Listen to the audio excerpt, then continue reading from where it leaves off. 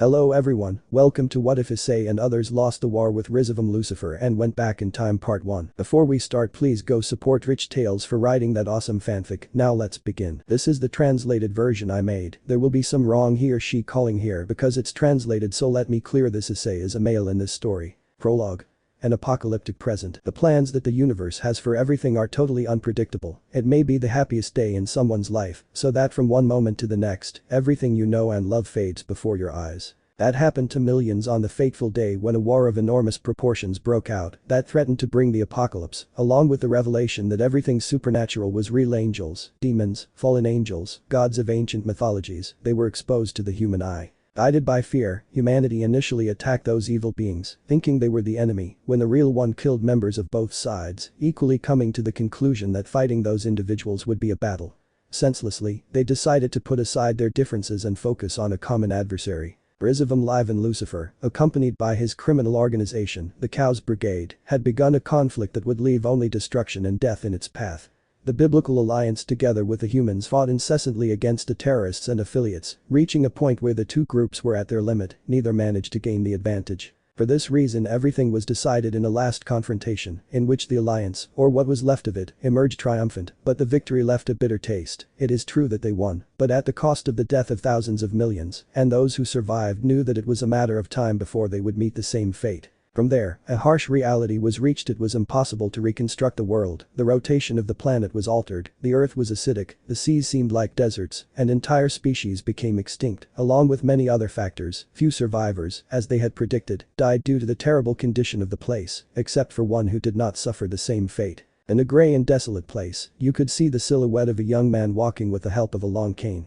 He had honey-colored eyes, brown hair that was a little messy and with a small ponytail, as well as a vertical scar on his face. Bright eye, he is estimated to be about 23 years old. He was also wearing a beige coat, t-shirt and brown cargo pants, all quite worn, some brown motorcycle goggles and a scarf of the same color, but what stood out most was that on his left arm, you could see a crimson gauntlet with emerald orbs, adorned with golden spikes and runes of various shades surrounding the jewel. Then you see how the gem lights up and a voice is heard from it. "From what I see, there is nothing, right?" said the voice. "Yes, Drake, apparently there was not even a small trace of existing life left," answered the young man when he was identified as Drake, who was approaching an off-road motorcycle with several modifications for the environment. "Partner, you know well that it annihilated everything. I don't understand why you're searching," said the entity inside the gauntlet with some harshness. "You know well that I want to see if there is still something I can save from here before going with him, but no, there is nothing," the brunette reproached the gauntlet, a little discouraged, while he started his motorcycle. "Well, at least you're not stubborn enough not to admit it," being joked a little, receiving a small laugh from his friend. "Although with everything ready, it's better that we get going." "You're right," the man said as the vehicle started moving. At that, they advanced for a long time until the chestnut tree headed towards a road, so that shortly after, they could see extensive ruins, many buildings and cars that were suffering the inevitable passage of time, but surprisingly the changes were minimal. "I can't believe that forbidden Baylor view could slow down the degradation of the place so much," the young man commented with some melancholy, as he remembered the possessor of that sacred gear. "Partner, no Issei, you know that it was impossible to know what they could do to the little vampire, and even more so that sacred gear managed to evolve and have those powers," Drake reminded the brunette named Issei. "I know, brother, I know, but it wasn't just him. Look around you," Issei indicated to the being that did what his carrier told him. "I'm sure that not even when you still had your dragon body did you see something like this." Drake could see that for every 15 meters they traveled, there was a mound of earth with a cross made of sticks. They were improvised graves. Billions died and there were hardly any safe places to bury their bodies, Issei spoke in a sad and angry tone, slowing down a little. "Partner, I know, I am very clear that I cannot save everyone, but understand me, the majority were innocent who had no relationship with the supernatural world, and the few who did, had no chance. Furthermore, even if they had survived, they would have died shortly after due to lack of basic resources. In a way you prevented them from suffering more," said the dragon, trying to calm his friend. "I think so, now trying to survive here or anywhere is worse than dying," the brunette reasoned in an attempt to put aside the guilt he felt and focus on the road. "It still surprises me to think that this place was once Hyōdō. I agree, but nothing compared to what the underworld and heaven are like." "I say the same, they got the worst part," said the young man, resuming the trip. Issei continued driving for a few more hours. While he did so, he couldn't help but relive several memories, most of them from his family, friends and partners, and the occasional massacre. But not only him. Drake also reflected and remembered several things, the battles he had with his rival Albion, when they were defeated and sealed in sacred gears, every wielder he had, whether good or evil, and even all the times he Issei ridiculed her title for her fetish with breasts. He couldn't help but laugh and cry a little when remembering those times that will never return. Or so he and his partner believed until recently. The reason for making this little visit was to say goodbye to this place. A few minutes passed until they reached their destination. Kuo, the place that was once the boys' lively home. They passed near the place where the Kuo Academy was supposed to be, which was also deteriorated to end in the old mansion where the good Issei used to live. You know Drake, I hate that he can't fly here, we would have gotten there faster, Issei said, receiving a mental nod from the dragon. The effects he left Zenith Tempest on Earth's atmosphere were worse than I imagined. It's good that you found this motorcycle or else it would be more difficult to move around here. That and also the fact that the magical teleportation circles began to fail after Ajuka's death, the young man added while remembering his demon friend. And with that it is only possible to go to the underworld via the old train lines, or to heaven.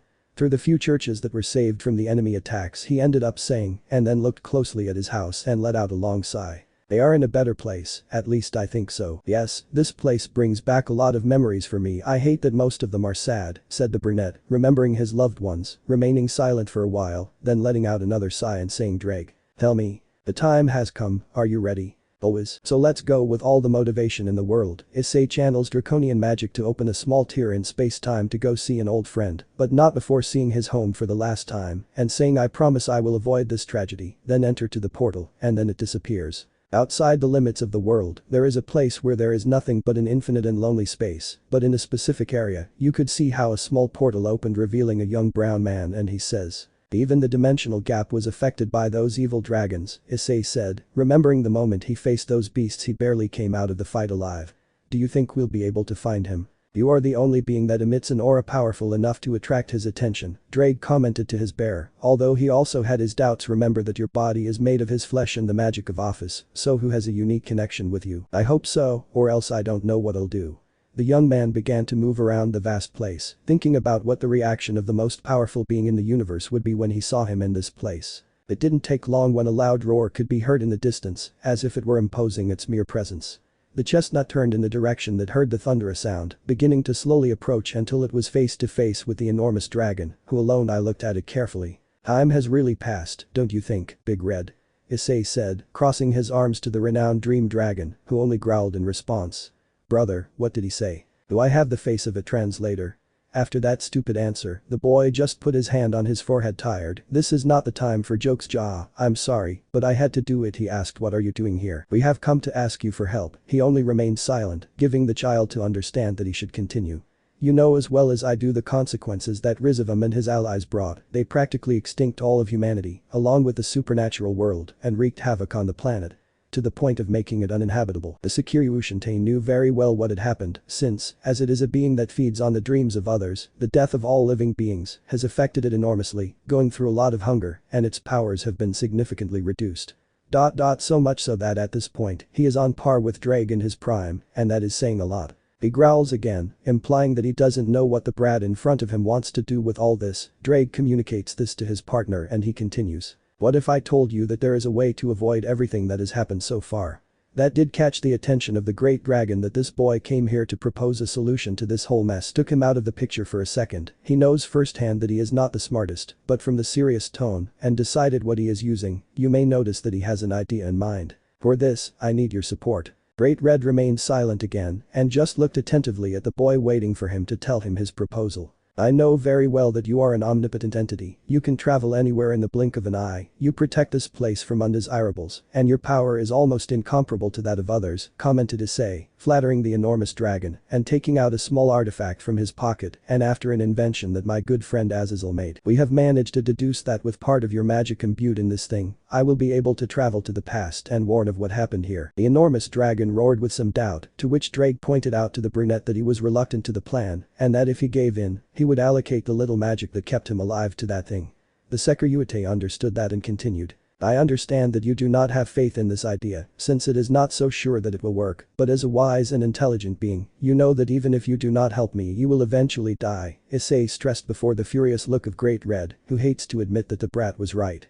You would only be delaying the inevitable and when I die, you would do it almost right away. Another roar came out of the dragon, but the frustration could be seen in him. No one likes the idea of dying, not even beings as powerful as him, so the brunette spoke again, a little anxious. Look, in desperate times desperate measures are required, and this is one of them. The entire world is between survival and extinction. We can avoid this war, and thus everything would return to how it was before. Rojo listened more calmly to Al. In the end, it would just be a bad dream, but if you still don't believe in me, just think about this. Using a serious and crude tone he said, not even dreams are saved from death and oblivion. The Sekiryuutei remained silent for a long time. Issei was thinking about turning around exhausted and returning to Earth, waiting for his time, but the dragon let out another roar to get his attention. I've already seen it all. First I get a carrier hotter than the sun, then he increases his power with breasts, and now he will also receive help for the second time from the dragon of dreams himself. What luck is mine. Drake repressed resignedly to reality. The world is full of surprises and disappointments.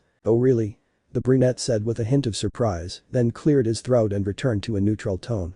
I mean, I wholeheartedly appreciate that you agreed. And this is how Great Red concentrated his magic, channeling it into a small orb that came out of his mouth, and shortly after it entered the artifact, giving it enough energy with its labored breathing. The enormous dragon growled in disgust. New partner, Red. Yes, Drake, I also felt it. Looking from him to Rojo, the boy spoke to him worried. He just needed a little of your magic. Why did you give it all to me? Issei said, worried about the state of the dragon. It growled again, and Issei managed to understand it. Why do you place all your hopes in me? Indeed, the Sekiryuutei gave all the power he had left to the brat in front of him with a small roar. Translated by Drake, he implied that he will need all the support possible. In addition to that, if he manages to return to the past, the magic will make him continue to have the body that he made for the chestnut with his flesh, without the need to repeat the experience. He had to have it, and it will also prevent the boosted gear from restarting and thus losing all power and transformations obtained so far. Immediately, the Sekiryuutei activated the device, and a small beam came out of it that opened a kind of wormhole in the dimensional gap, but before crossing, with his last breath, Great Red lets out another growl that Issei understands again. Good luck, brat. Zoom Ian. Zoom Ian. Haha, I see that you still haven't forgotten, said Issei as he smiled at the great dragon. He turns around towards the vortex, but turning his head to see his friend for the last time, and when doing so, he only sees traces of red energy dissipating. Don't worry. Don't worry, there is nothing written that cannot be erased. I will not let you down. But that last said, the Sekiryuutei enters the portal, disappearing from the dimensional gap, which returns to what it was before, a silent, lonely and infinite place. From this moment, the plan to save the world goes into motion, with Carmesí being the pillar of human and supernatural survival. Chapter 1.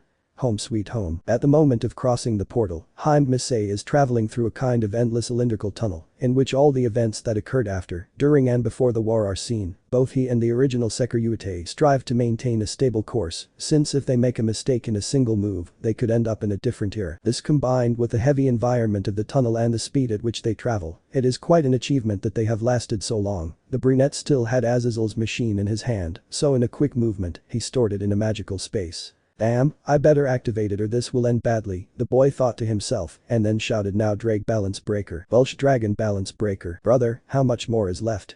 The young man exclaimed in total despair, from his armor to the dragon in his left hand.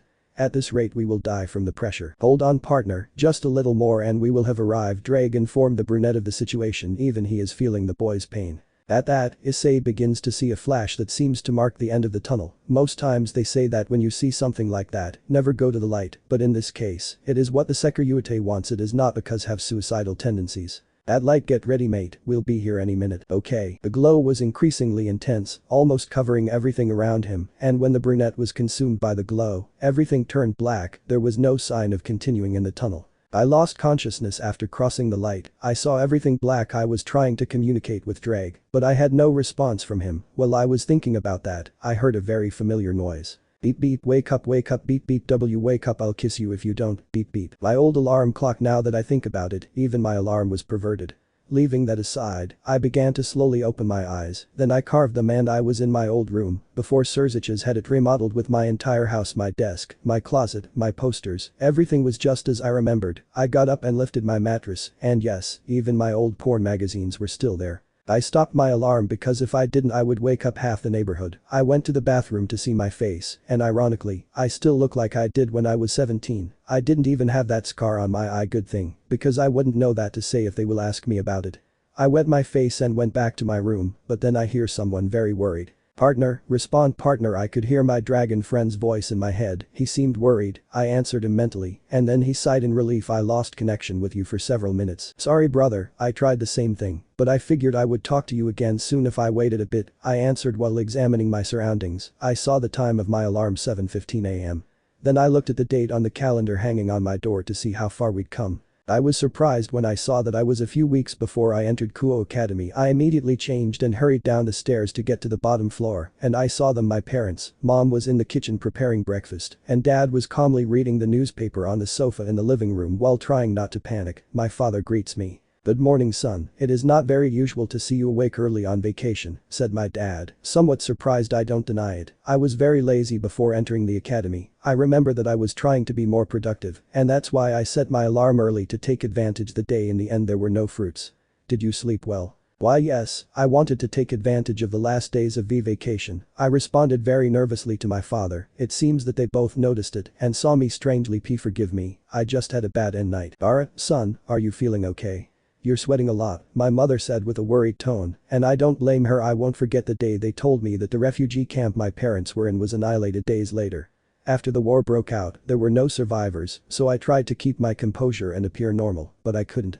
Don't you want us to go to a doctor? When he said that, I couldn't resist anymore and I ran to hug mom. I knew I wasn't the perfect son, I was perverted, and I wasn't the smartest either, but even so my parents never stopped loving me. I was just very happy to be able to see them again. I thought that would be impossible until now. Mom, I promise to behave well, I won't do mischief or dirty things anymore, I swear, but don't leave me, I said between sobs and screams to my mother, who was surprised by my action, but then she only hugged her back while she caressed my head. Issei, even when you're 17, you'll never stop being my little boy, mom said as dad also approached to join the hug. I dare say I missed the feeling of maternal affection, that's why that I will become even stronger and protect them. We hugged for a while until I calmed down, then I had breakfast with my parents. It had been a long time since I had tried mom's cooking, and it was just breakfast. Then I went back to my room and threw away all the food.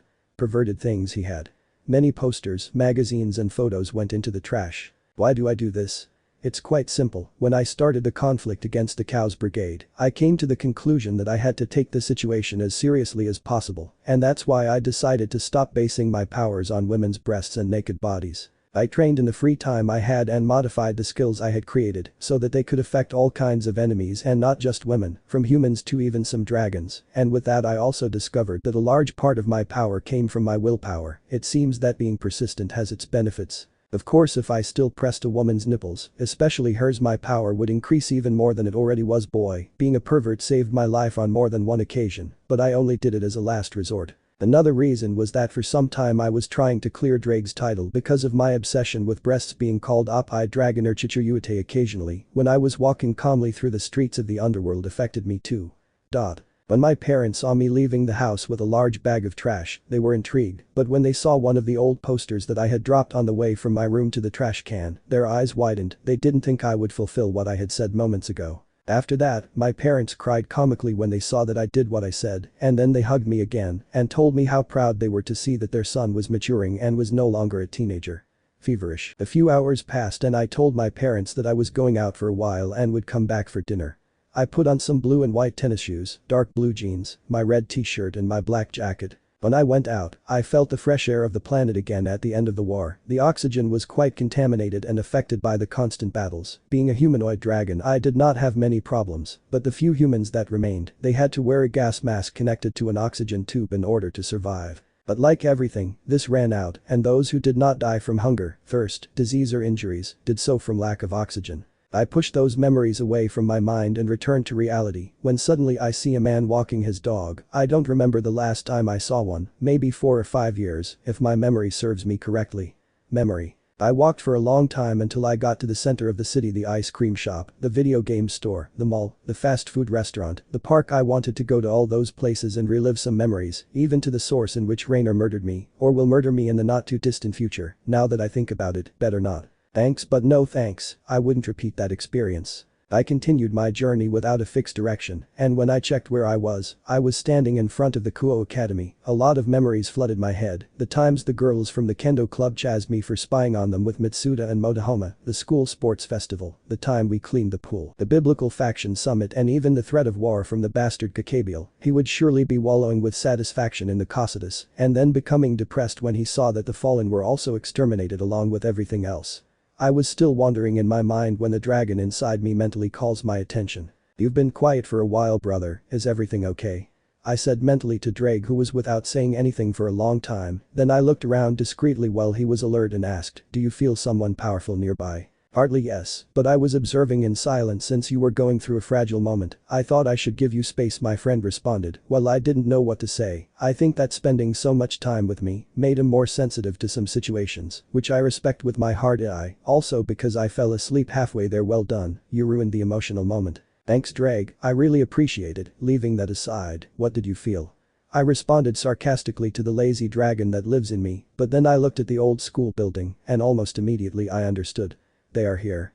But why? I don't know, mate. Still decrease your aura like you did before following his advice. I reduced the aura I emitted until it was almost imperceptible. It's good that I still remember what I learned about Senjutsu. Not even the first Sun Wukong could feel my presence. Better leave before they realize you're here. You're right, it's not yet the time to introduce myself. Nodding to Drake's recommendation, I left the academy entrance quickly but discreetly, and when I was at a relatively far distance, Mom sends me a message asking me to buy some things for dinner. I think we'll make a little trip to the grocery store. But that said, or thought in this case, I headed back to the center of the city to go for what Mom asked me, for I can't wait to try the coffee jelly she made again. A few moments before. In the old and neglected abandoned building that is inside the Kuo Academy, you can see a room that is very different from the entire structure. While a large part of the wooden floorboards and walls are rotted, in this you can see two quite expensive velvet sofas facing each other in the center of the room, with an ostentatious wooden table in the middle of both furniture. And in front there is an equally beautiful desk with a chair in the same style as the sofas. Just like that, the entire floor, walls and ceiling have detailed upholstery, beige in color and with a very striking pattern, some paintings hanging on the walls, carrying frames that seem to be made of gold and some candles to give a mysterious touch to the environment.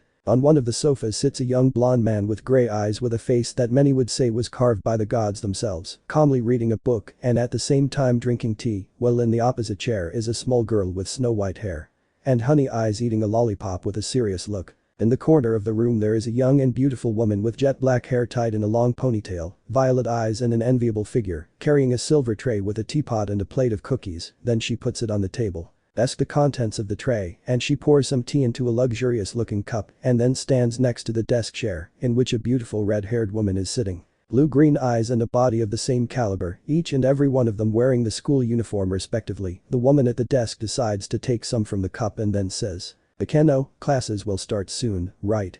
said the red-haired girl, reading some documents to the girl named Akeno. She just smiles. "Yes, but I wonder if there is someone interesting." Yufufufu answered the girl with the ponytail with a funny tone and somewhat sadistic. "Maybe now that the school will go from being only for women to mixed, there will be greater possibilities of finding candidates," commented the blonde without taking his eyes off of his book.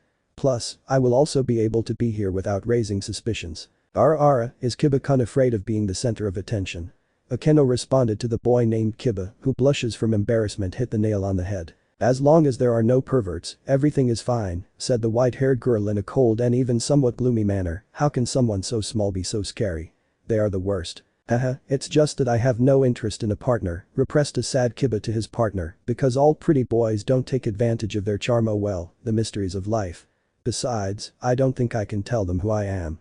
A demon. Through anyway, my beautiful servants, when this semester begins we will be the occult research club. Remember to behave well, and when I say that I mean you," Kaneko said, "but you," to the other members of the room, and to her. Once the girl named Kaneko looked away with a slight blush, but it does not mean that she is not going to teach a lesson to any pervert within the school. Whether by hook or by crook you can leave. But after finishing saying that, the aforementioned woman drops her candy and turns abruptly towards the window on the right side of the club room. "Is something wrong, Kaneko-chan?" Akeno said, surprised by the white-haired girl's attitude, but she immediately perceived the same thing in the environment as she did, so she used a serious tone and asked, "Do you feel it too, Riaz?" "Yes, Akeno, this aura, it's bigger than Ani-sama's," answered the girl named Riaz, and soon everyone became alert despite feeling overwhelmed and even afraid of this enormous amount of power. "I will send my familiar." Let's check the gym, Akeno, Hyōdō, do the same with yours in classrooms, Kaneko, sent Shiro to the entrance of the academy. Let's go, the Ridite exclaimed, but as if in a flash, the aura disappeared without a trace.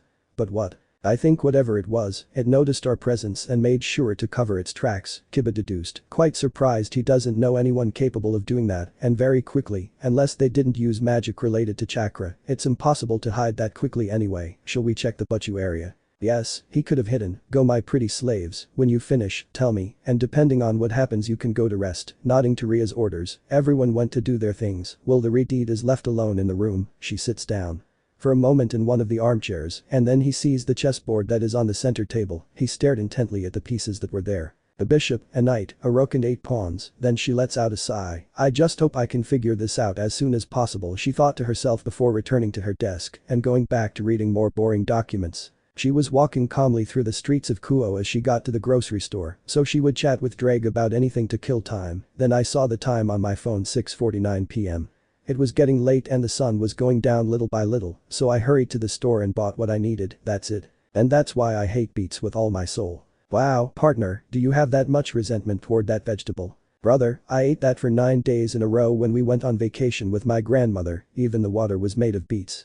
I told Drake an anecdote that happened to me when I was 8 years old. I can swear that during the trip in that time warp, I saw my entire life pass by in detail, and that is why the memory of that family trip was clear as water. Anyway, remember that we must do the ritual at night so that I can use all my transformations. Of course, by the way, we're already here. When my friend told me that, I was already about to pass the store, so I quickly went in, took and paid for what mom asked me for. Just as I was leaving the place, I heard a very peculiar sound. I say that because, like with dogs, I haven't seen or heard anything like that in a long time. 9. In front of me there was a black cat sitting, tenderly moving its head and tail. I honestly couldn't resist that amount of sweetness, so I went back to the store for something. The cat kept looking at me from the window of the store confused. Shortly after I went out, and from the bag I was carrying I took out a small can of tuna. When the kitten saw what I had in my hands, he stood up on 2 legs, meowing louder, as if to say that I should give it to him now. I opened it and put it on the ground. As soon as I let go of it, he went straight to it and started to chew it. Eat with joy, as if you had not eaten in days. He bent down and caressed his back while purring. This cat reminds me of Kuroka, how I miss her. No, this is not the time to get melancholy. If everything goes well, it will just be a bad dream. Yes, I must stop drowning in my own misery and move on. I saw how the cat finished the can, then it stared at me for a few seconds, and in an instant, it disappeared in my face. I looked to the sides and saw that it was on top of some boxes. How the hell did it get there so fast? I stopped thinking about it. I just saw how he was jumping from box to box until he was out of sight. Is it me or did that cat look too much like Kuroka? I asked Drake, who just sighed. I feel like he wanted to call me an idiot, but he held it in. And why was that? Mate, even though you're not as stupid as before, you're still very clueless. That cat is Kuroka, don't make it up seriously. Damn, why the hell didn't I use the senjutsu that cost me so much to learn to recognize her? Maybe, and it was nostalgia that distracted me anyway. I have a feeling you'll see her again very soon. Drake gave me a good argument, but the most important thing is, what is he doing here in Kuo? Was it because he sensed Kaneko-chan in this area? Now that I think about it, had I been here before and not noticed it? Maybe, since at that time I didn't even know about the supernatural, but I preferred to stop racking my brain with so many questions and headed home. When I arrived, I went with mom, bringing in a bag the ingredients she asked me to make her dessert, and along the way I decided to help her with the food and washing the dishes. I think my parents don't believe that I have changed so much from one day to the next. Another, I blame it on us, from a lazy and depraved son to a responsible and attentive one. After all, I stopped thinking with my head down a long time ago. It's amazing to think that in just one day I get along better with my parents. I can safely say that saying is very true. We don't appreciate what we have until we lose it. We had dinner and made small talk until I saw the clock hanging on the wall, and it was 8:26 p.m. Time passes quickly when you are with the people you love. When we finished, I headed to my room to talk to Drake about the ritual we talked about on the street. Making sure that no one was around, I opened a portal to a pocket dimension, entered the place and closed it. The sky was purple, and the floor was made entirely of smooth stone. Brother, help me by checking if the boosted gear did not suffer any damage during the trip. While my dragon friend entered the depths of the sacred gear, I took out a large black ornate trunk from a small magical space. I opened it to make sure that there was everything he had to use. The 8 mutated pawns he had when he served Rias, a kind of potion with a substance that emanated sacred energy, and a small vial with the blood of the former Dragon King Tannen himself, in addition to the machine. From Azazel, many scrolls and some memories from my friends. Yes, everything is in order. Well, I have what I need, Drake, is everything okay in there? Nothing out of place, partner, there is no anomaly, just what I wanted to hear. We can continue, you know what you have to do, right? Why yes, oh hell. You don't remember, right? He discovered me. I'm sorry, I was seriously preparing to be scolded, but I only heard a sigh. I don't blame you, you must be processing a lot of things at once right now, your parents, your friends, your old home, it was inevitable that you would get distracted. Now I'm impressed by what Drake said, do you just understand me? Wow, spending a lot of time with me changed him in more ways than one. So, to start the ritual, start by drawing the magic circle using Tannen's blood. Sure, I regained my composure before this dragon lost its patience and decided to go into beast mode. I started by smearing the brush with the red substance and, with the help of Drake, I ended up doing it perfectly. To be honest, I felt strange and self-conscious about using the blood of my dragon mentor for this, but Azazel before dying explained to me that it was necessary for the plan to be successful. Surely the biggest question is, what is all this for? Let's recap. Many things had happened during the war against the Cows Brigade. Among them, I underwent another ritual just as old as this one, but with the purpose of removing the evil pieces that were in my body to reduce my weaknesses as much as possible, in this case, the sacred weapons and the light. And yes, I know that when they take away their respective evil piece from a reincarnated demon, they will have a guaranteed death. What the system did not count on is that draconian magic is much more powerful than demonic magic. The ritual went well, and although I couldn't use illegal move Triana and Cardinal Crimson promotion for the rest of the conflict, they weren't as necessary since I had an ace up my sleeve to end the battle, but that would be a story for another day. I already deviated too much from the topic. Going back to what I was saying, with this ritual, I will be able to use those transformations again using the demonic energy and promotion property of the pawns. As we progress I will give more details. Good, now stand in the center of the circle and drink that thing that overflows with sacred energy, said Drake, to which I quickly uncovered the little glass bottle and took it at once. It had no taste, but I felt an overwhelming wave of power running through me. My veins. This thing had condensed part of the last forces of my friends Seraphim Michael, Raphael and Uriel. After that, they returned to the battlefield to directly confront Rizevim. We didn't see them again after that. Now, place the pieces around the circle, let me say the chant for this. I did what Drake told me, I put the pawns at the same distance from each other, then I manifested the boosted gear, so that my partner could say the spell out loud. I didn't understand what it said, since the incantation was written in a dialect that only ancient dragons knew, and the Welsh dragon was one of them. It was then that I felt a great pain in my chest. I could barely keep my eyes open, but I couldn't see clearly. Some flashes of crimson and gold energy were all I could notice. I just kept listening to Drake, who continued reciting some words that I didn't understand. I couldn't even scream because of the immense pressure on my torso. I stayed like that for several minutes and the pain little by little disappeared. When I opened my eyes wide, the 8 pawn pieces around me were clinking slightly between red and black, finally turning gray. What just happened?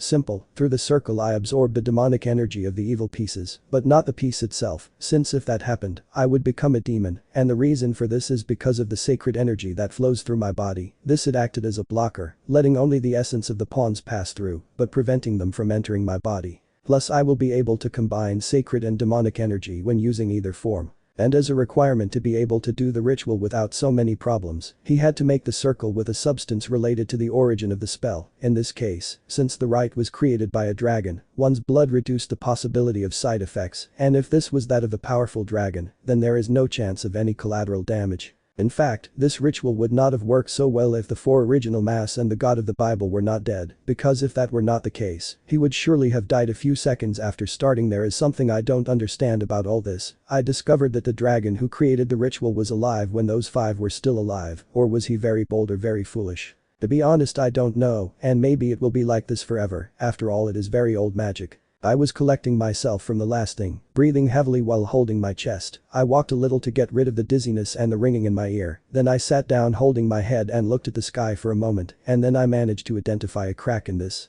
It seems that I expelled too much energy to make the place shake a little, and that the pocket dimension is of military rank. When I recovered, I took out my dragon wings and took flight towards the fissure, and quickly repaired it. Hopefully, not so much energy leaked into the real world. Okay, do you think we test how effective the rite was by training a little?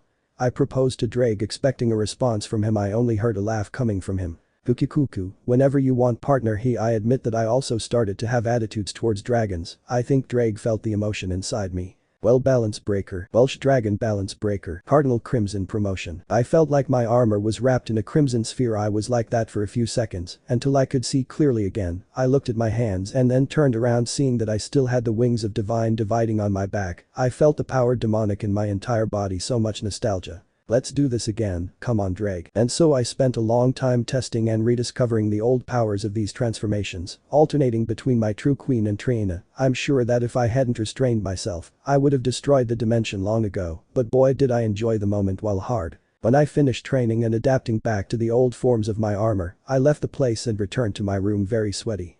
I took a warm bath, put on comfortable clothes to go to sleep, but then I said one last thing to Drake before resting. Hey Drake, what happened?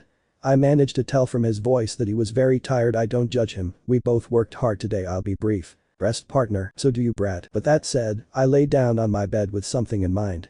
From now on many things can change. I must be careful with my movements, or else I will end up unleashing a chain effect that will harm the future for better or worse, and will alter everything. Always the destiny of others. Many gave their lives to make this plan a reality, so I will make sure of something. I promise to save them from a cruel and horrendous end, even if I must die to do so. Your sacrifice will not be in vain. Chapter 2. Old friends. Time passed normally since the Sekiryuutei returned to Kuo again years before the world apocalypse. If at this point his parents were already surprised by his sudden change of personality, now they were speechless to see how he went out almost every morning to exercise in the backyard, according to him to be in shape for when classes start. But in reality he only maintained his physical condition, and sometimes he took long walks throughout the city, so that in the end he almost always ended up meeting the same guy.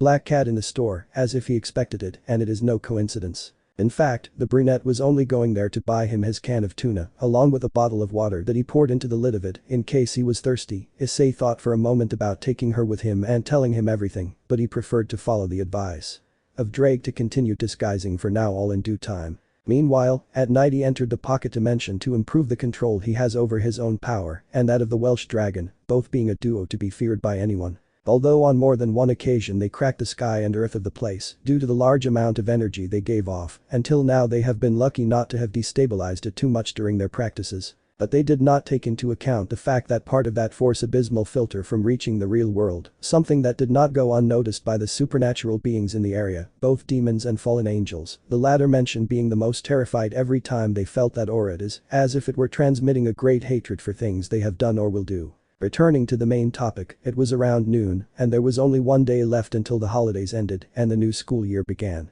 Most of them were happy and even excited about what will happen this semester, but you couldn't tell the same from a small group of young demons who were in the same room of the abandoned academy building, who seemed quite tired for one simple reason. So our mysterious intruder is still not showing his face, eh? Said a tired Ria's Gremory from his chair, leaning her right arm on the desk with her hand on his chin. Wow, he's slippery. We are very sorry, Butchu expressed Kiba, bowing in apology, also fatigued, and not only him, everyone had notable signs of fatigue. We have failed him as his servants. Don't say things like that, Hyōdō. Whatever we're looking for is good for covering their tracks, Rias commented, and it's not bad at all. Actually, Issei didn't let go of the possibility that they felt his aura in one way or another, so he combined with a spell capable of completely eliminating excess energy from the environment and avoiding raising suspicions. I know they have tried a lot to find it, but I don't think we can handle this on our own. What does Butchu mean? Akeno asked because of what her best friend and her lover said, since she is not one to ask for help, then her mind thought of something. Did she call Lucifer-sama? No, Akeno, this is something we have to solve on our own, plus Ani-sama is busy with his job, I was referring to, and just when I was going to speak, a knock is heard on the door, the Redeed already sensed who it was.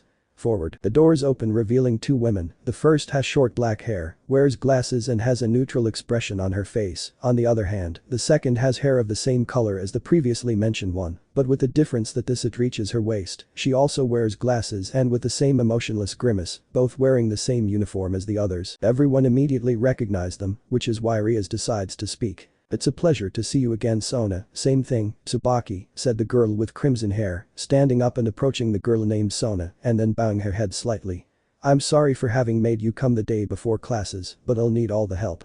possible, and who better than the Citri nobility? You should have warned me about all this the moment you felt that flow of energy areas, the girl with short hair responded seriously, and with a look colder than the North Pole. Great, another girl who is scary just by talking or seeing you, but better let's not waste time with scolding and get to the point. Why, you're right, the Redede answered, a little scared. Not even she is able to refute what Sona says, unless you want to feel the divine retribution, or cursed in this case, in all its splendor on you. Take a seat. And let's talk. They both nod and approach the chairs, with Sona sitting in the one on the right with Tsubaki standing behind her, and on the other hand, Rias does the same, but on the left, and with all her servants behind her, except Akeno who brought a game of tea with some cookies. After leaving everything on the table, he went to where his fellow demons were. We better skip all the formalities and talk about it. I agree. To begin with, let's review the background. When was the first time you felt that aura? Sona asked her friend while drinking tea. 5 weeks and 4 days ago to be exact, the Redede responded using a neutral tone. It was an ordinary day, and suddenly my tower perceived a large presence near the academy, but seconds later it disappeared without leaving a trace. Okay, now, when was the last time you had contact with her? She asked the short-haired Citri girl again, adjusting her glasses. Last night, both my servants and I have patrolled the area since the first incident, and every time we detect it again, the same thing happens, it vanishes as if it had not existed. We have already lost count of how many times it has happened, but I'm sure it has been more than 30. I can see that they have made no progress, the dark circles on their faces say it all. Sona deduced when observing that everyone was in terrible condition. Kaneko had more marked dark circles than the others, Kiba let out small yawns, Akeno discreetly massaging her neck, and Rias found it difficult to keep her eyes open. I know that this is of utmost importance because it could be a threat that is growing little by little under our noses. And that's why it's better that you rest, the black-haired woman interrupted the crimson-haired girl in an authoritative manner, almost as if it were an order. Resting is important even for us demons, plus classes start tomorrow, and they won't want to fall asleep in the middle of the session. Everyone was surprised by what Sona just said, even Tsubaki. She just asked them to go relax. This is definitely too good to be true maybe, and there is an ulterior motive for this action. If I may add, Tsubaki spoke for the first time, turning towards the corner of the room. Aren't those her relatives sleeping on top of each other? In fact, the little creatures were resting peacefully on a cushion curled up in a ball, as if they had barely touched the soft surface and fell exhausted. So much was their exhaustion that they didn't even bother to disappear from anyone's eye. They have been like this for almost 14 hours, it was better to leave them alone to recover, since they were going from one place to another without stopping in case of another wave of power, and to notify us, Rias explained, sorry for demanding too much from her little assistants. So if you don't want to end up the same as them or worse, you better go home and relax a little. Sona insisted for the well-being of her friend and servants. Tomorrow is an important day, and they have to be at their best. Leave this in our hands. At the end of the day it is also my territory and likewise my responsibility as heir of the Citri clan to protect it from undesirables. I guess resisting is useless, right? The Redede asked resignedly, eating a cookie and receiving a nod in response. Well, I haven't taught too much about my cute slaves either, and they are in the same situation as me. Okay Sona, but just tell me your plan for this. Yufufufu, I'm sorry Rias, but I prefer to keep this a secret, don't get me wrong, you know what I'm talking about, said the Citri girl with a choked laugh. The natural selfishness of demons had to come out in one way or another. Better go home now. Thanks Sona, you can go now if you want. Okay, she turned to look at her companion Tsubaki, let's go, we have to get to work. Both girls stood up, thanked them for the appetizers, and left the club room. But do you think Kaichu and Fukakechu can handle this on their own? Akeno expressed worried about her fellow demons. Don't worry Akeno, it's not for nothing that they are or will be in charge of the student council, said the calmer crimson-haired girl. She knows that her childhood friend is someone much more capable for these situations than her. It's better that let's go, I sincerely want to sleep for a while, see you tomorrow. Each member went through a magic circle to their respective homes. They must be so exhausted that they don't even feel like walking. On the other hand, in a building a little further away from that old structure, more specifically in what would be the student council room, the two Citri girls were entering. At that moment the one with long hair decided to speak. Aichu, what is the plan she has in mind? Tsubaki asked because not even she knew too many details about what her mistress had come up with for this unusual case. Give me a moment, Sona replied, taking out a map of the city from one of the drawers in her desk. On this map I have marked the places where the energy source has been detected most frequently. Wait, you mean she had already examined the area before Rias-sama called her? The black-haired girl derived surprise from what her leader said. Instead she gave him a slightly arrogant smile. I was going to act anyway, I just wanted to know how long it would take Rias to ask me for help, as the Citriera said, but her calm expression suddenly changed to an angry one. But I didn't think she would do it just one day before the semester starts. Hey Kaichu, what was she going to say regarding the places she mentioned? Tsubaki commented, somewhat intimidated by the face of her friend trying to return to the main topic of the conversation until her subordinates they are afraid. Sorry I got distracted, as she said, much of the irregular energy fluctuations are condensed in this area, do you see? The short-haired black woman explained, pointing to an area that coincidentally marks the suburb south of the academy. I plan to leave several magic sensors to cover this entire perimeter, which will have a magical connection with this map, so when there is another surge of power, the sensor will glow to let us know where it came from on the plane. Pretty clever of you if I do say so myself, but won't they attract attention during the day? It is unlikely, ordinary humans will not be able to see them, and the energy only makes an appearance during the night and part of the early morning, Sona continued, very focused, adjusting her glasses. I will also leave one of my towers around the territory so that I can teleport by exchanging energy. Positions, it is faster than conventional travel circles. Would you go directly to take care of the problem? Fukakechu was surprised by the fact that her mistress said that she would take matters into her own hands. Wouldn't she prefer that I take a look at her place? I appreciated your concern Tsubaki, but since that time I perceived that aura for the first time, I knew that this is not something we should take lightly, the short-haired black-haired woman confessed with much more seriousness than usual. And if this escapes me, hands I will be forced to ask One-sama for help. It must be said that her servant was amazed by what she said. If you are facing something more powerful than a demon king, the support of someone with similar strength is necessary, even Sona Citri is aware of that, even if that someone is his sister. Another thing, we may run into his or hers at school. How is she so sure about that Kaichu? If you pay attention to the map, you will see that the aura makes a greater appearance in the residential area of the territory, and with the fact that the academy became coeducational, a large part of those who live there enrolled their children here, so he may attend at least once. It's probably one of the parents or even a student, concluded the future president of the student council, a little calmer anyway, and they're lucky to find the person responsible in the campus. The two women left the school facilities in a magic circle towards the residential area to place the seals and cover as much area as possible. It was better to start as soon as possible. The last few days I have been very tense. It is easy to think why I will soon return to the academy. In fact, tomorrow is the first day. I don't even feel like training. The nerves are killing me because of what can happen the next day. And if I think about it better, I can take advantage of the opportunity to start from scratch and build a good reputation. The truth is I don't want to be called the perverted beast of Kuo again, and much less be chased by the girls from the kendo club and their swords bamboo. I don't remember how many nights I spent with several ice packs on almost my entire body. But I don't have the idea of having a popularity similar to Kiba's either. I think the best thing is to go unnoticed and keep a low profile, although with the power I have, that will be very difficult. Anyway, I'm taking a quick ride downtown on my bike, went to the arcade to kill some time, emptying a lot of the pincer machines, and beating many of the other games' record scores. I'll never forget the face from the children and owners when they saw what he had done in their favorite and local place. I passed by the grocery store and as always, there was Kuroka sitting in her cat form waiting for me. I got into the habit of just going there to buy her a can of tuna, sometimes a slice of ham, and boy did I enjoy it. I think she became very attached to me. She caresses herself with my leg, and when I'm bent over she usually licks my hand. I just returned the gesture by giving her cuddles. I forgot how tender she was. When her food was finished, I stopped to go home since I was going to have lunch at home. Likewise the cat went on her way. I was thinking about other things during the trip. I checked the time, and it was 2:50 p.m. I was almost home when I stopped short when I sensed a familiar presence. I concentrated a little more and managed to spot her a few blocks ahead. It was Sona. We became closer during the war, we shared supplies, we talked about trivial things, and even we played chess. Of course I almost always lost. I still remember every night I consoled her after finding out about the death of her sister and some of her servants. Come on man, stop thinking about those things, I told myself mentally. I had to stop mortifying myself with that. But getting back to the main topic, I left my bike near the neighbor's house and hid behind some bushes, hiding my aura as much as possible. I could, thanks to my enhanced senses, I could see and hear clearly what they were saying, and I say they were saying because Tsubaki was accompanying her. She was one of those who died along with Serafal and a few others. Odd, I must go to a psychologist one of these days, or else I will go crazy remembering so much death. Leaving aside my mental instability, I continued paying attention to what these two were doing, and I saw how Sona left a kind of circle magical behind a telephone booth. At first I didn't know why it did that, but then I looked more closely and it wasn't a common circle, it was a magic sensor, a high-ranking one. Why is it doing that?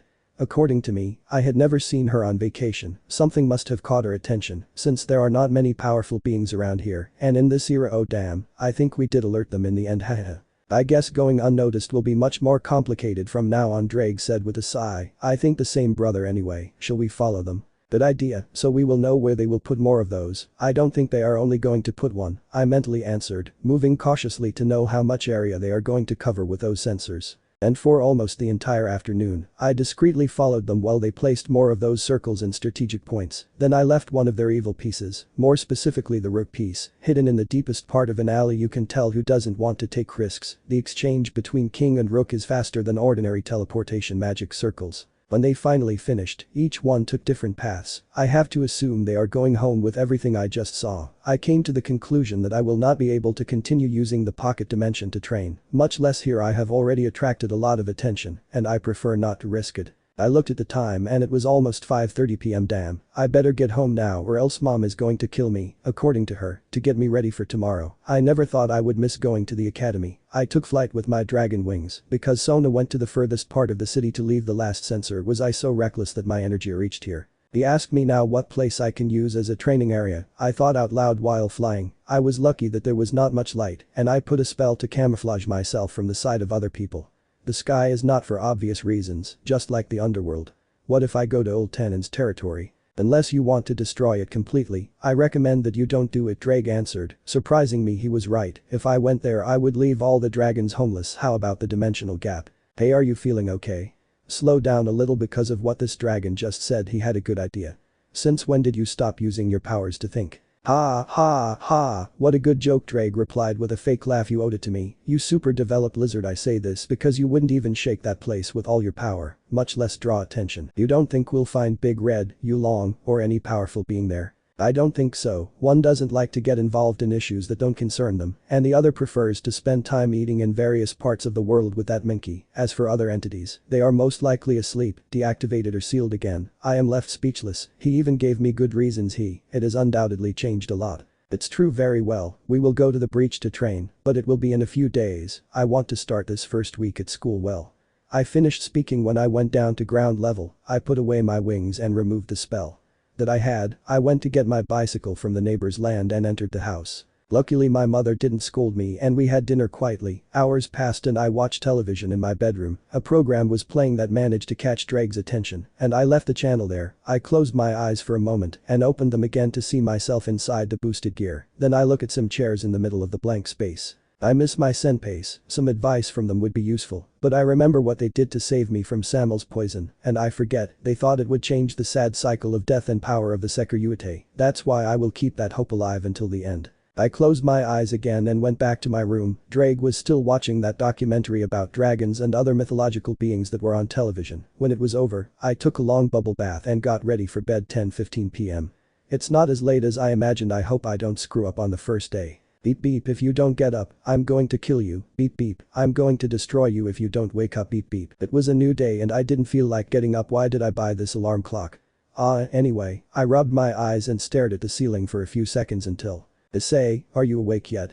I heard my mother scream, and I remembered that today is the first day at the academy. I must arrive a few minutes early for the opening ceremony. Yes mom, I'll be down in a few minutes, I responded and grabbed my uniform from the hook it was on, along with my red t-shirt and shoes. I quickly got dressed and combed my hair as usual, then went downstairs to eat the breakfast my mother made. Another nostalgia trip. Later I brushed my teeth and took my briefcase. I was about to leave, but first I shouted, "See you later. Good luck on your first day." I heard Dad's words of encouragement and I headed to the academy with a smile on my face. I did improve my relationship with my parents. I was jogging while my mind was a bundle of nerves. I must make an effort to keep a low profile and also control myself in case I see my old companions and human friends, since I didn't know what happened to them for days.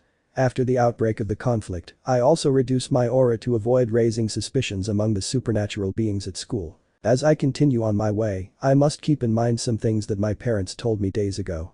I will directly start the second year because the academy had changed from being exclusively for women to co-ed in just months and not for years as I remembered.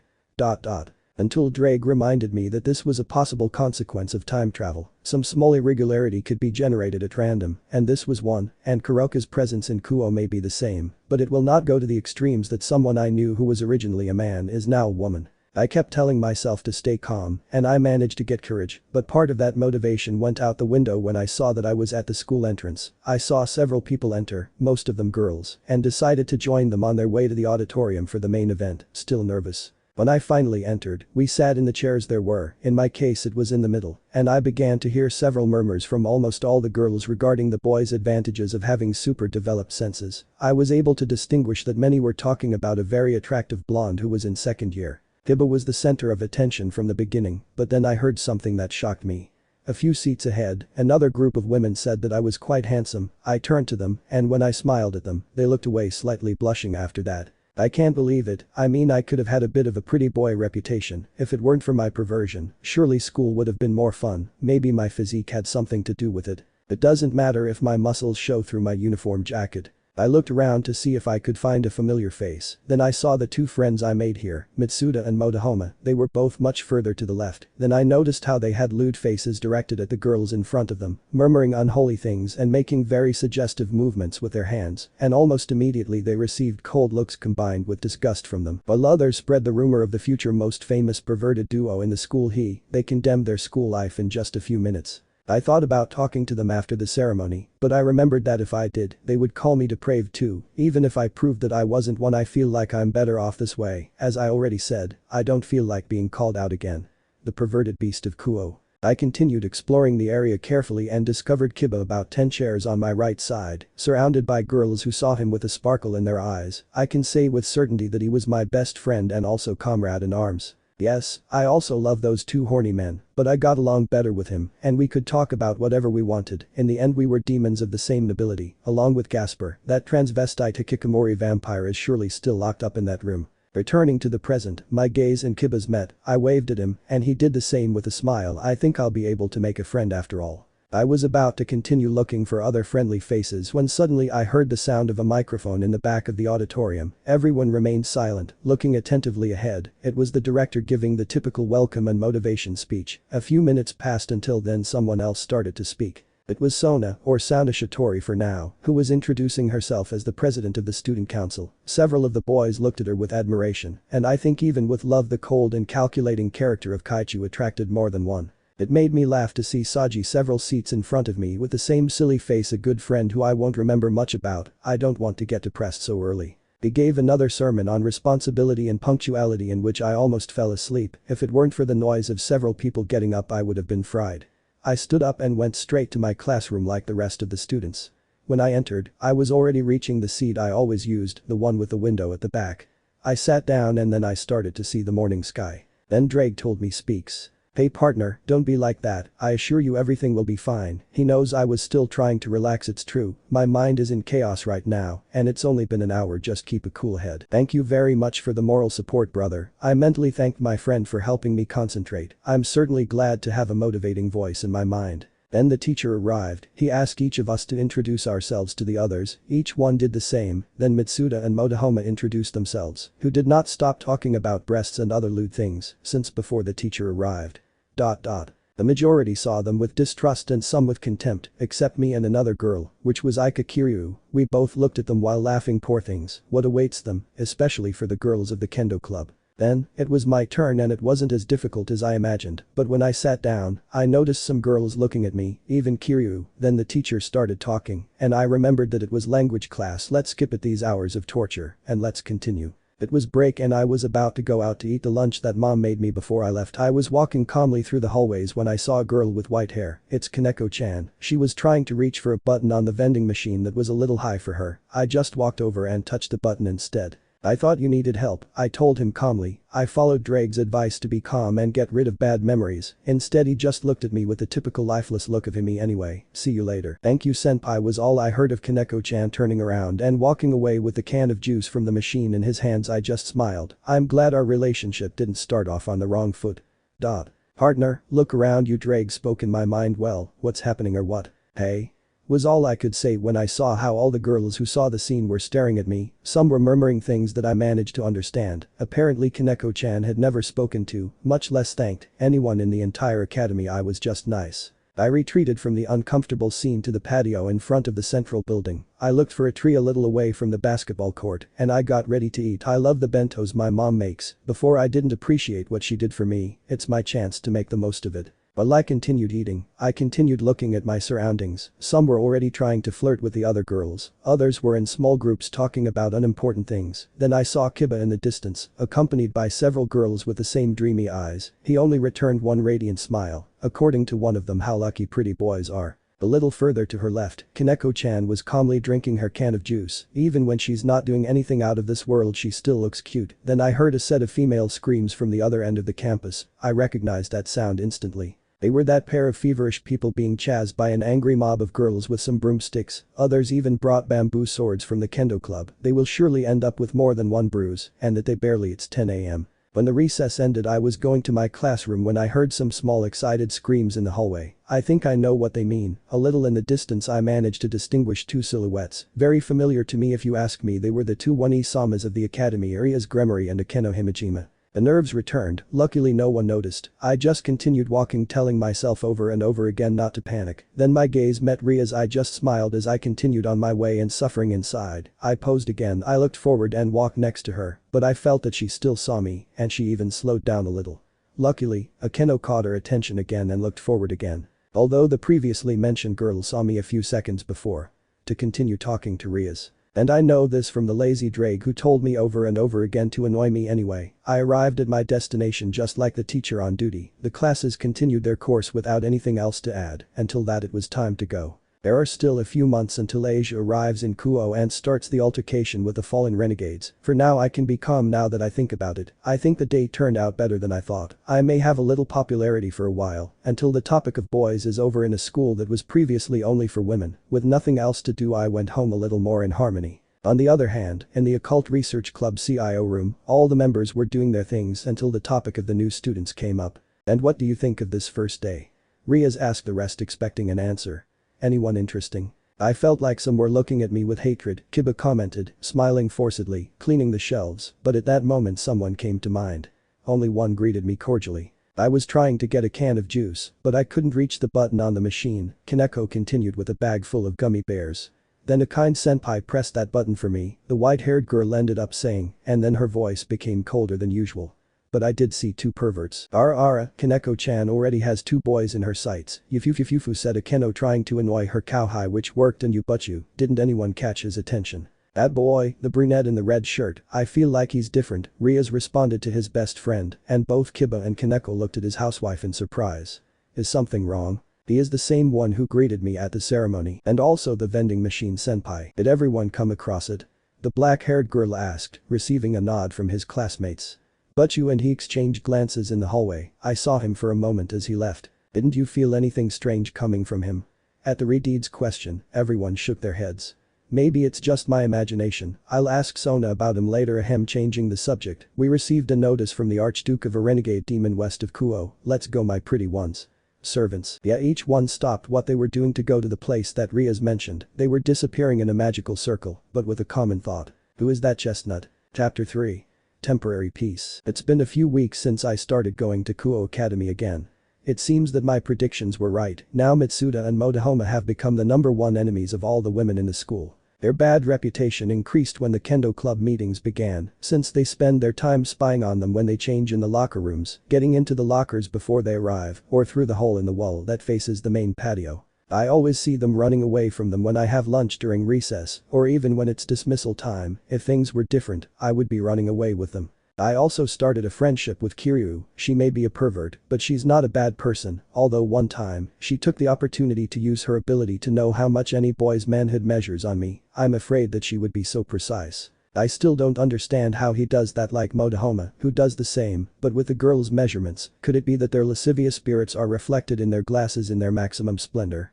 They say that the eyes are the window to a person's soul. I better stop burning the few neurons I have trying to understand this. It makes me laugh that they even have competitions to see who can guess most accurately the measurements of others, who are only embarrassed for obvious reasons. A lot happened on the second day. It was the afternoon, and the representatives of various committees were trying to persuade others to join their clubs. It must be said that they were and still are very stubborn about that. I can't remember how many times I rejected their invitations to join. In the most cordial way possible. I have come close to throwing a flower pot at them for their insistence. As with Aika, I occasionally spoke with some of the CIO members, especially Kiba. The poor guy is now disowned by almost all the males in his class for taking all the attention of the female public, and I think that the other kids at school think the same, which is why he is happy that someone of the same hex speaks to him without hatred or envy in his voice. With Kaneko-chan the situation is similar to that of Kuroka. Sometimes I go to the vending machine for food, and she is usually there to help her by pressing the button that she cannot reach due to her height, always thanking me. Not for nothing, those two, they are sisters. But with Rias and Akeno I have only had conversations for a few seconds, either by accidentally bumping into them or asking the time. I'm not surprised, after all I'm a worm compared to them, who are monarch butterflies, but I have felt that sometimes they stare at me for a few moments when I pass by them, or when I am at their club headquarters. Drake told me that they were watching me through the second floor window. On the other hand, I also had some run-ins with the Student Council South Carolina that fortunately have not come to light, since sometimes I arrived late and they gave me a report, or they thought I was a pervert just for sitting near Mitsuda, Motohoma and Kiryu. I denied it on more than one occasion, and to prove it, I helped them with some things, such as issues related to the school budget or carrying boxes everywhere. Now I also get along well with some members of the council, like Kusaka Rya and Tsubasa Yura, and even with Sana Shitori. Ahem, at this point Saji doesn't become a member of his peerage yet for a few more days. Anyway, we talk sometimes during the break.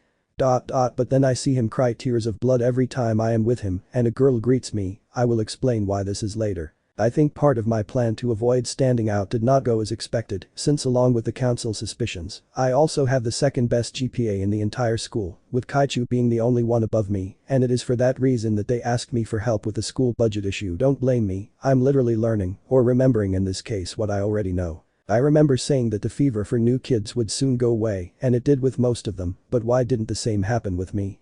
I think having Kiba as a friend added me to the pretty boys list, with him and me being the only members. Great, just when I don't want to be the focus of attention. Now the girls in my class saw me and they spoke more often, but at the cost of the other boys doing the same, with the difference that there was contempt and anger in their voices and looks. I even considered the option of joining the tennis club and talking to Kiyomabe, its captain and secret beast tamer, to see if she could give me something to help me, but I preferred not to, or else she would be in the crosshairs of beings very powerful supernaturals. Anyway, she is still human and is more vulnerable. Even so, we talk every time I go to the tennis court to kill time, of course reducing my power to the maximum so as not to alert her, since she has a friendship with Rias and maybe also with Sona. Despite all this, I have not stopped training in the dimensional gap so as not to lose touch or practice. Now I can use my balance breaker indefinitely, and I managed to improve my mastery over the magic of Roho and Office, combining it with several of my special attacks, resulting in much greater damage, range, and blast radius. Currently, it's dismissal time and I'm walking with Kiba down the hallway, talking about school stuff or some other nonsense, getting looks from both gawking girls and jealous boys. Is there really no girl you're interested in? I asked my blonde friend with intrigue. I never knew what was on her mind. I'm not one of those who likes romance, he answered simply. Poor people who had feelings for him. And your ice-kun? No one special in your heart? To be honest, I don't care about love either, I said calmly as we went down the stairs. Just to tell you that my first girlfriend murdered me at the end of the first date. That and because I prefer to be alone. A little sad, don't you think? Kiba replied, seeing me waiting for my answer. It is in a way, but it must continue like this, at least for now. Maybe, but that's what friends are for. I continued looking back, smiling, and he did the same. When I realized, we were already outside the building. I think our paths separate here. I'll see you tomorrow, Kiba. See you later, Ice-kun. We said goodbye in the distance. I was going home and he was going to the abandoned building. Obviously he told me that he was from the occult club, so it wasn't strange at all to see him go there. Today is a very important day and I had to quickly go to the pedestrian bridge that is by my house because it was the moment when my life took a 180-degree turn. The day I met Rainer, a fallen angel with a mission to kill me for my sacred gear. For this to happen, I released a little of my aura beforehand to attract her and her flock of crows to me, but without alerting the demons. I leaned for a moment on the railing of the bridge until I heard something very familiar. Hello, why you are my Issei. I turned to see who that nervous voice was coming from. The first phase of my plan comes into action. Akakuo Academy, to be more precise, in its abandoned structure, a young blonde had entered the main room on the second floor, meeting his mistress and his other demon companions. I'm sorry for the delay.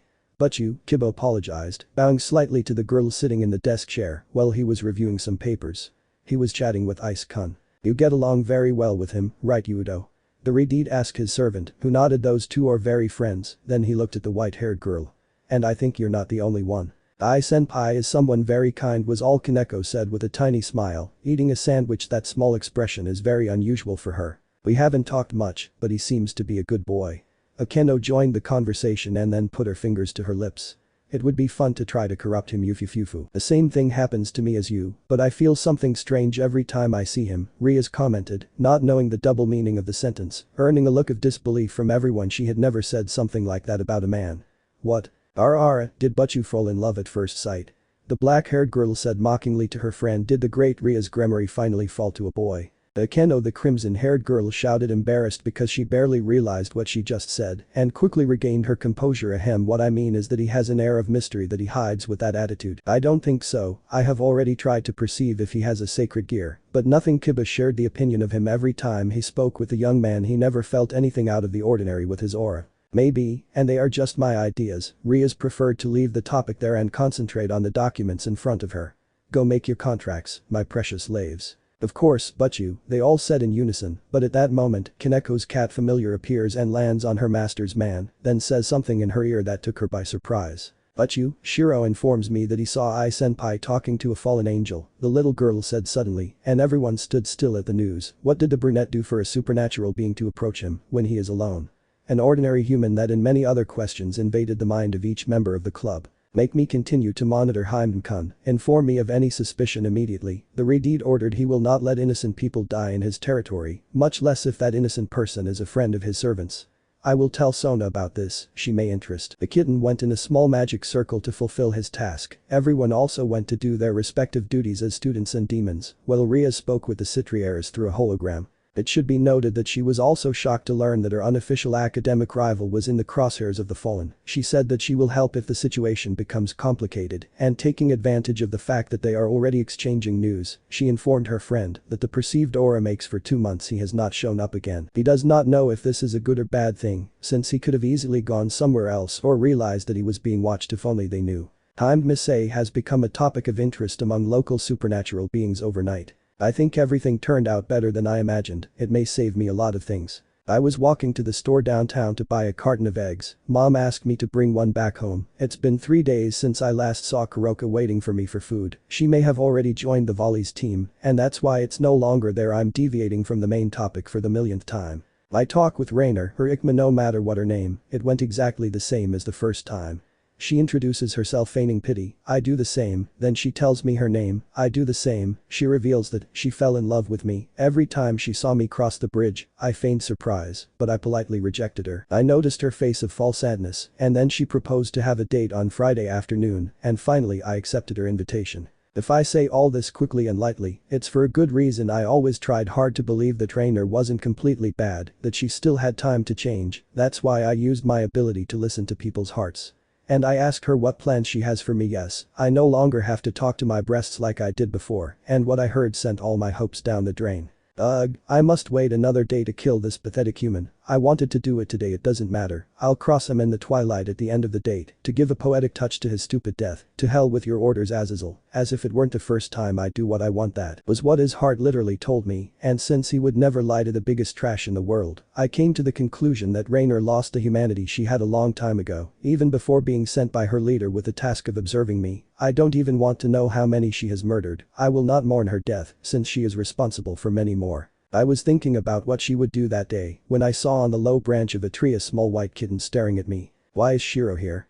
I thought at the same time that I approached the feline to take him down from the branch. I know he can do it alone since he is a relative, but I have to keep up appearances. Are you lost, little one? Nyan meowed, purring as I left him at ground level. I knelt down to pet him. Grrr. You don't have an identification collar, just this bell. I don't think your home is far away. I stood up again and pretended to look into the distance to find the owner. I stayed like that for 2 minutes until I turned around and the cat was gone. Hey, where did you go? Nyan, another cat sound, but this one could be heard further away, and in fact, the elusive little one was on the roof of the house across the street. Nyan. I saw him go to who knows where, leaving me alone and sighing. I don't think he was here by mere coincidence. Maybe he saw me talking to Rainer on the bridge and felt his fallen angel aura, informing his mistress, and possibly also to the other demons. I better not jump to such hasty conclusions and focus on what I have in mind.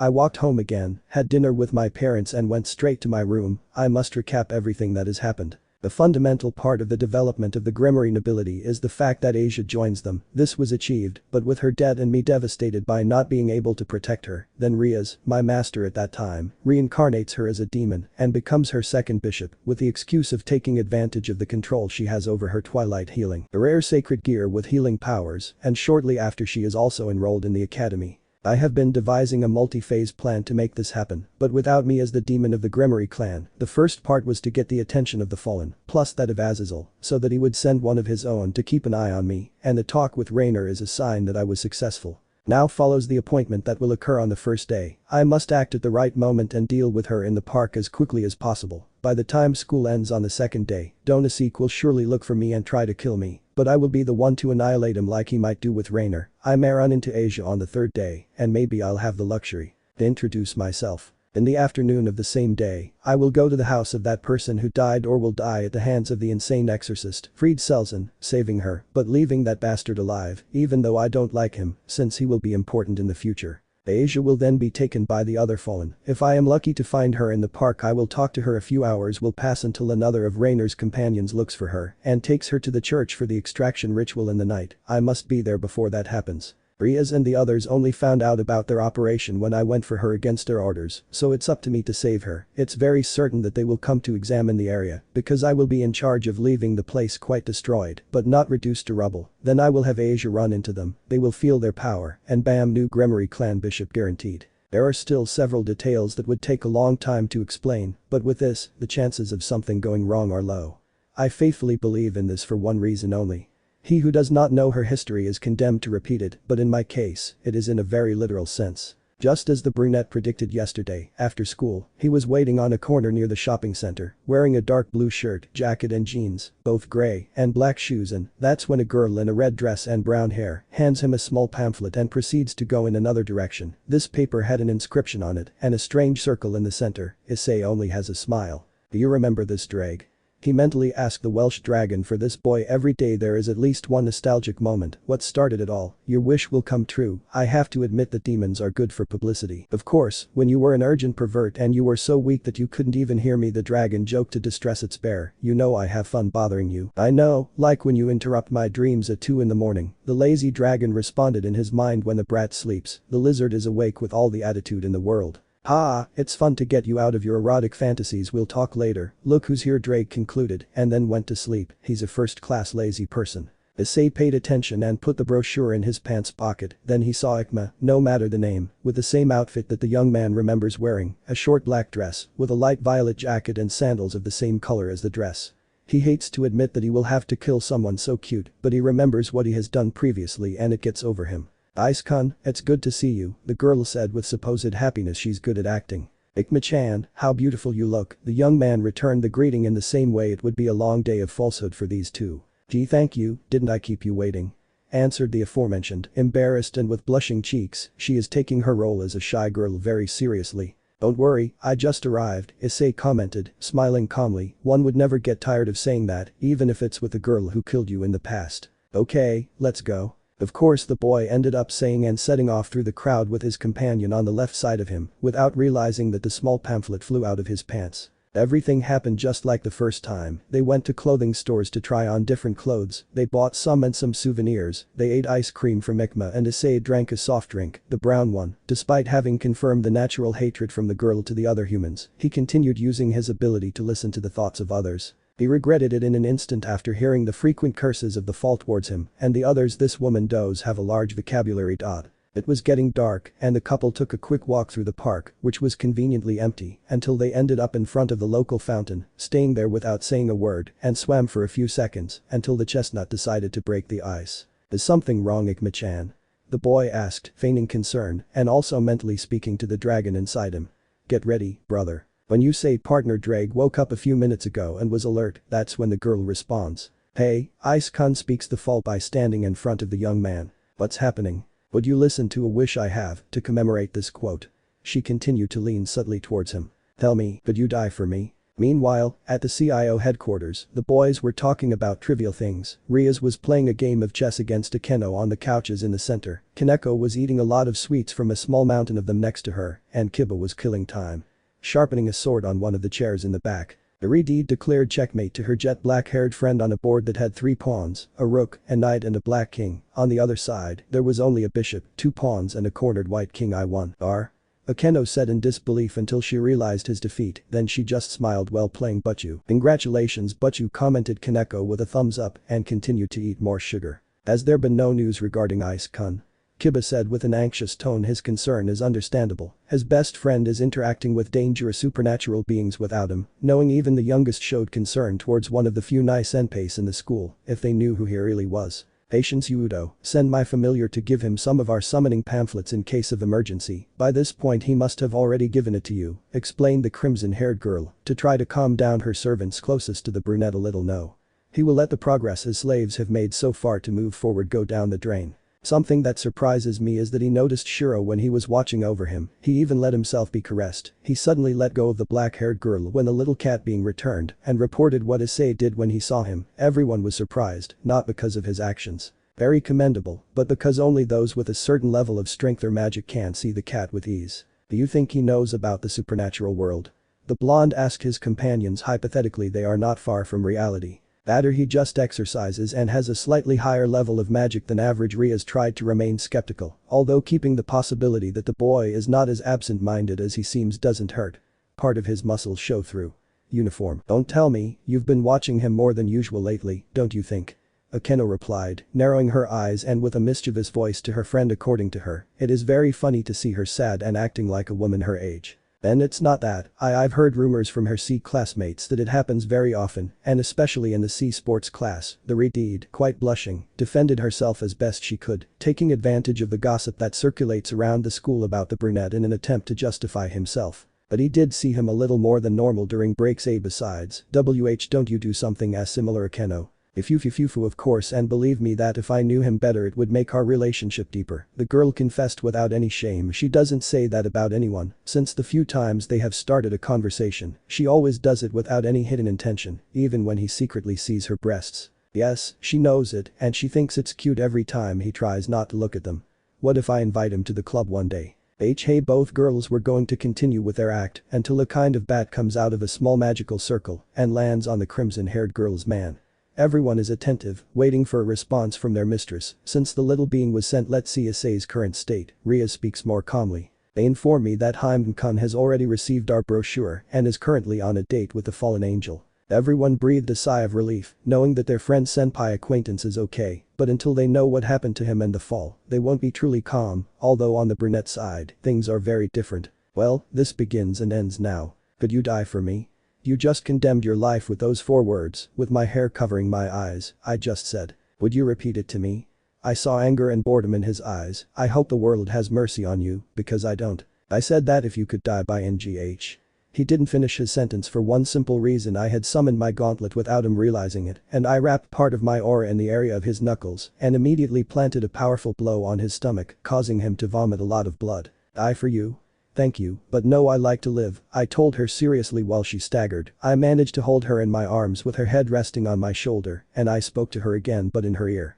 Tell me, what do you feel right now? BB but how she answered stunned. You will pay for your crimes. Right now you are feeling the pain that your spears of light generate in humans. A large part of your organs have exploded, and death is inevitable for you. The difference is that it will take you longer to perish, I explained as I got on my knees and laid her down with her. Softly on the ground, I stood up and gave him the coldest look I could give. Why you? She said angrily, trying to stay conscious. Yes, I know that you are a fallen angel and that you were planning to kill me here, I said, and she stared at what she had on my left arm. The boosted GG gear.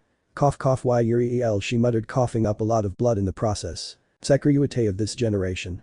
That's right, and I'm not just anyone, I replied at her obvious look of surprise. I wasn't a simple twice critical after all. Cough stop. I remained inert, just watching her spit out even more blood. And now what cough me are you going to finish it?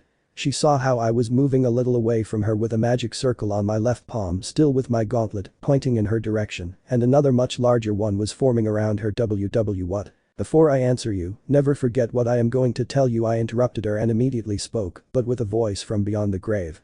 I am Hyōdō Issei, and I hope you rot in the 9 circles of hell. For the second time in my life, I saw terror in her when I addressed those words to her. I think I went a little too far. I cleared my throat and took a more neutral stance again and continued speaking as dryly as possible. I won't be the one to deal the final blow. I kept seeing her without doing anything still. Let your friends decide that. The large magic circle glowed for a moment and Raynor disappeared from my sight, sending her to the place I had in mind. Perhaps her accomplices were trying to heal her, but her wounds are something that can only be treated with high-level healing items and spells. Like Phoenix Tears, without something of that caliber, there is nothing that can save her. I cleaned them as quickly as I could, the red liquid that he released before, and after receiving my hit from the ground, the blood of fallen angel is more difficult to remove than I thought. I better leave this murderous attitude to the real psychopaths in me. I focus on finishing my work. Geez mate, I'm glad we're friends. You're really scary with that homicidal personality. Drake remained silent almost all this time, waiting for what he would do. Until now, did I really go too far? I'm sorry, but you won't deny that he got what he deserved. Even I was surprised by my sudden change of role. I hope I don't have to resort to this again. Although if you were a dragon in every sense of the word, no one would mess with you. I don't know if I take that as a compliment. You were also lucky that the Citri girl didn't leave a sensor around the park, or they would have discovered. I agree. Anyway, let's go before she or anyone else realizes what I did here. It's not like I can object. I'm part of you after all. And there's Drake, pointing out to me how stupid I can be as always. Let's leave the jokes for later. With the irony of the dragon this one aside, I went home now. I just have to wait for Asia's arrival. In another part of Kuo City, to be more precise in the basement of the ruined church, there were several silhouettes, the majority being renegade exorcists, but there are three that stand out: a tall man with black hair, who wears a light gray trench coat over a white dress shirt, black pants, shoes and gloves, and a black fedora. Then a woman with long blue hair, wearing a maroon trench-style top with a wide collar, a matching miniskirt, and black high heels. The last one was a blonde girl wearing a gothic loli outfit, that is, a black dress with white ruffles, a large black bow in the front, and a jewel embedded in the neck, white thigh-high stockings and black shoes. Those three figures had something in common. A pair of black wings sprouting from her back and a few feathers falling from them. It seemed like they were talking about something important. Raynor already took too long killing that brat, don't you think?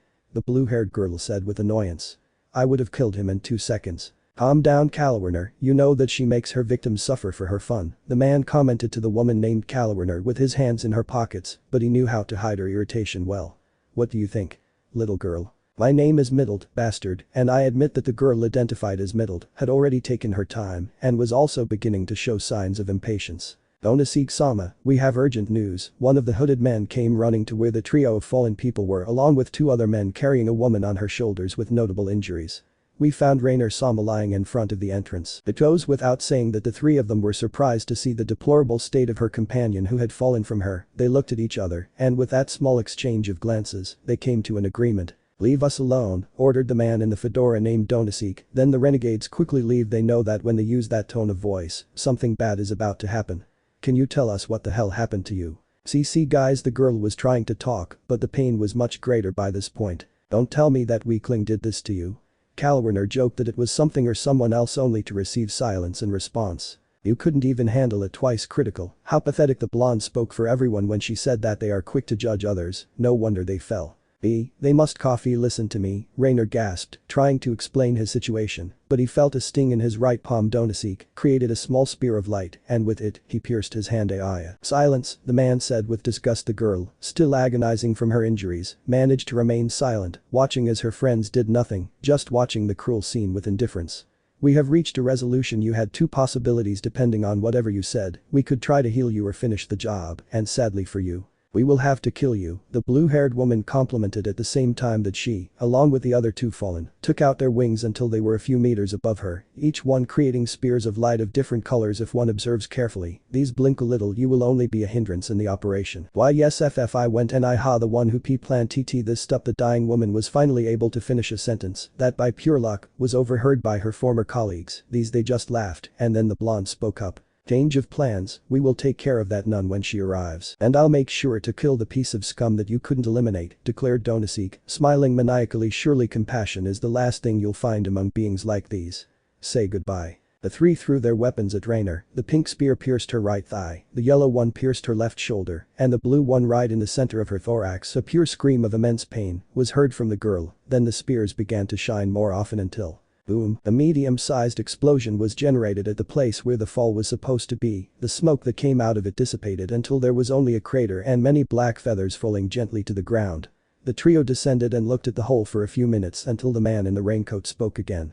Continue patrolling the place. I'll go find the little bastard. I'll kill him as soon as I see him. The two girls nodded reluctantly and left at the same time that Donaseek left in search of the chestnut tree. Some of the exorcists watched the whole spectacle secretly, most were horrified, others were silent, but only one smiled like a true crazy just a little more, and he would put on a show equal to or greater than this one. In a place near the city limits, a bus is stopping at one of the designated stations. When it stops completely, the doors open and a few people get out, but there is one that is more striking than the rest. It is a beautiful blonde girl with green eyes, probably a foreigner, who was wearing a dark blue nun's outfit with light blue details, a white veil with details similar to that of her outfit, along with a brown satchel-style bag hanging to the right of her. On his hip, brown boots with black straps in an X pattern and a silver crucifix on his neck. She is also seen carrying with some difficulty a large brown travel suitcase. She then goes to one of the seats at the station, takes a place and lets out a sigh. "I hope they need my help here, please, Lord, I beg you to do so," said the little nun, putting her hands together as a sign of praying. When she finished, she stood up again and started off to Kuo. From now on, peace and tranquility will be absent for a long time. Let me know in the comments below if you guys want the next part. Also check out my other video that has been shown and left. Thank you for watching. If you enjoyed this video, please like and share this video. And have a fantastic day. Bye.